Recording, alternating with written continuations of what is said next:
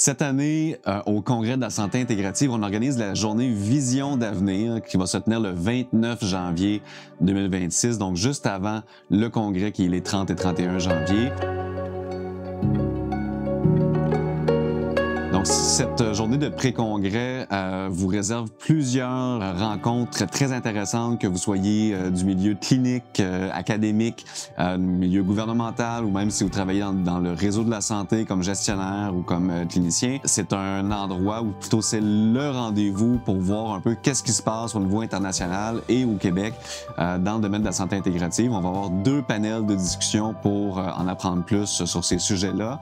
Donc, un premier panel en début d'après-midi sur le volet international avec des gens de l'Europe, avec des gens aussi, dans le fond, le volet Europe et États-Unis va être représenté.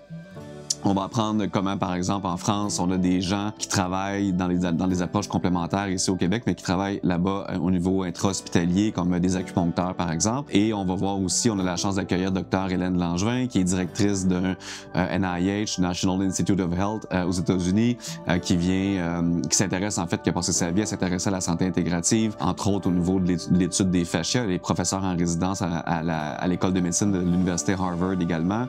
Donc, elle vient nous parler dans ce panel international-là. Et ensuite, plus tard en après-midi, on a le panel Québec avec des intervenants donc du Québec qui viennent nous parler de ce qui se passe au niveau de la santé intégrative ici. On pense à, par exemple, Dr.